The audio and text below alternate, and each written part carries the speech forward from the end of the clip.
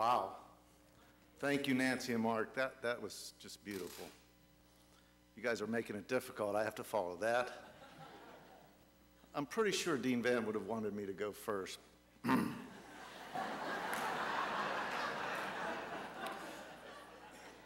During Dean Van's long tenure at Otterbein, she made countless decisions, but one of the best decisions she ever made was to hire Becky Smith.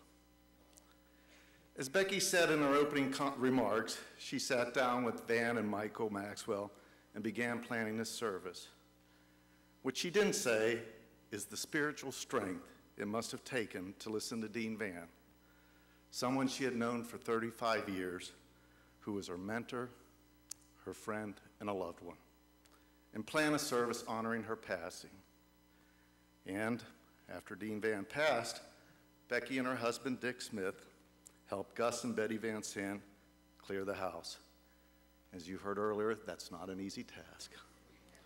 But they sent important documents to the appropriate individuals. They sent treasured items to family, friends, and former students and staff. That was an enormous task, and typical of Becky, she thanked everyone in the program, yet her name was not even mentioned. Dean Van trained you well, Becky. So thank you, thank you, thank you.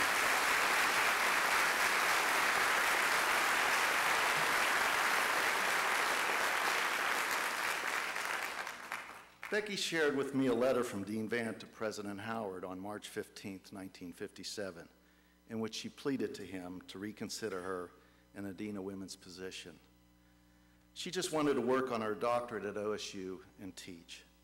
She said, "I just want to be where I can do the most good," to which Dr. Howard said, "You're a wonderful teacher, but very few can do the administrative work too." The letter gives us a perspective on Dean Van's emotions at the time and how she was frustrated that she couldn't accomplish everything.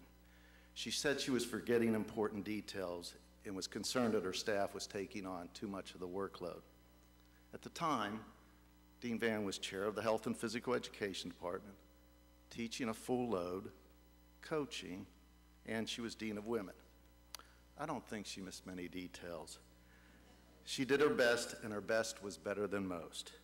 We should all be thankful that President Howard talked Dean Van into remaining Dean of Women and eventually Vice President and Dean of Students.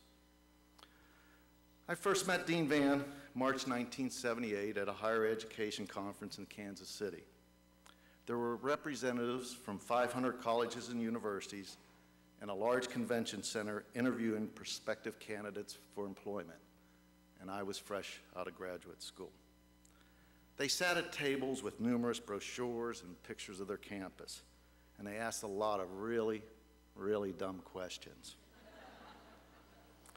And then there was this lady sitting at a table with nothing in front of her. No brochures, no list of questions, nothing. I sat down and the first words out of her mouth to me were, "How are you surviving this meat market?"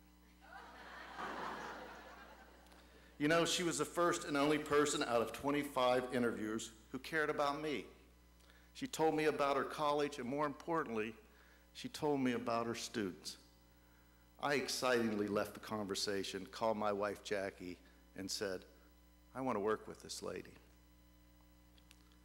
As President Crandall noted in her remarks, Dean Van was a straight shooter and would speak her mind, but sometimes she would combine her directness with humor. We were at a meeting with colleagues from other colleges and universities, and one of the deans from a large university was talking about the transition with the new president.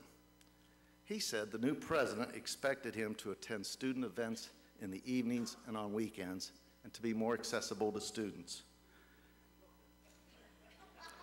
You're going to guess it. Anyways, he talked about how this was unrealistic and mentioned how he was getting burned out. Well, Dean Van leaned over to me and said loud enough for everybody to hear, "Burned out? I don't think the flame was ever lit."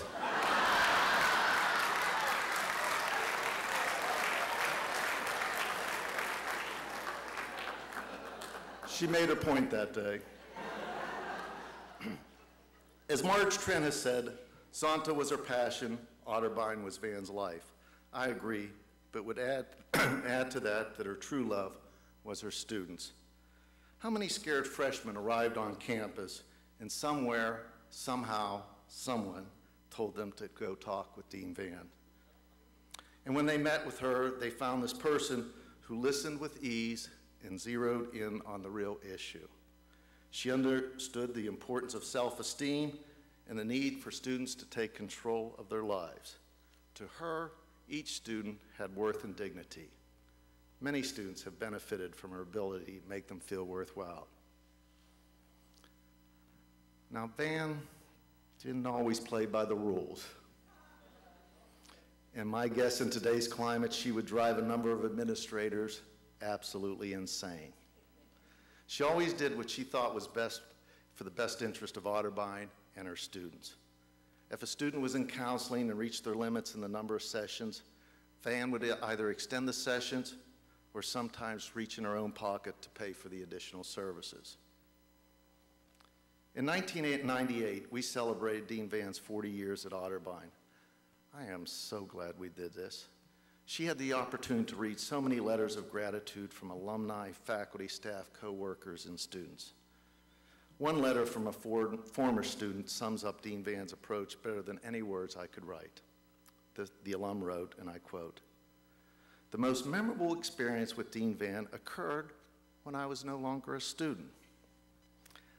There, and it was that day, that I learned a very valuable lesson in life.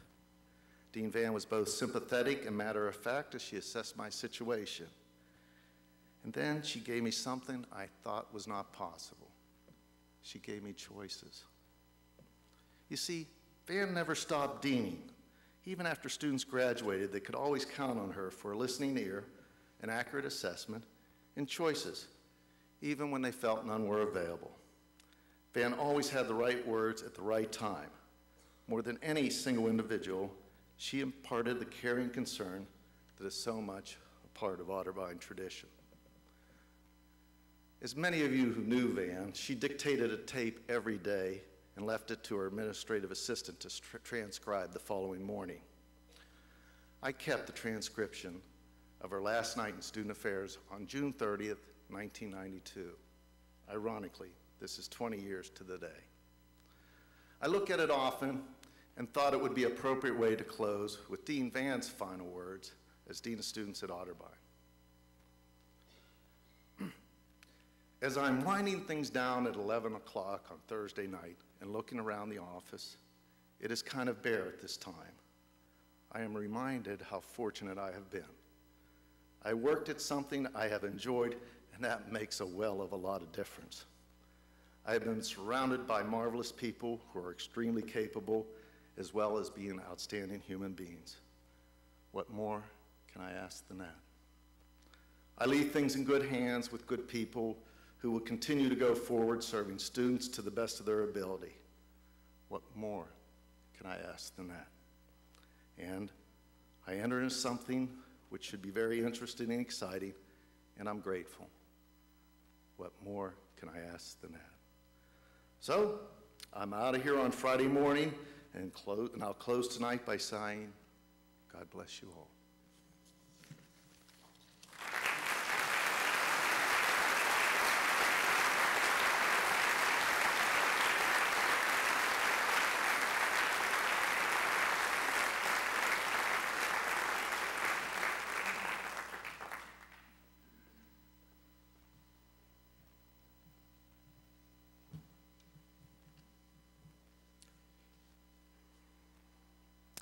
I want to share with you the reading that Becky mentioned at the beginning of the service, which was found in a number of places from Dean Van's house, and one that she shared probably with a number of us over the years.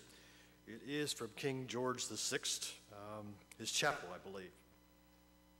I said to the man who stood at the gate of the year, "Give me a light, that I may tread safely into the unknown."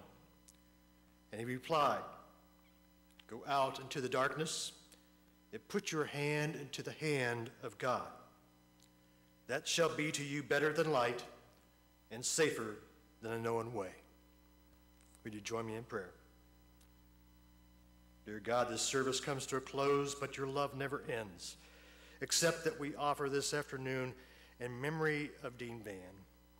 Accept our thoughts and feelings, our grief and sorrow. May we together be restored and healed in your compassion.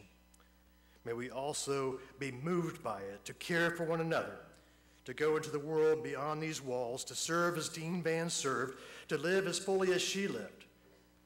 Go now with the members of this community, and may we be assured as members of it that when you walk through a storm, hold your head up high.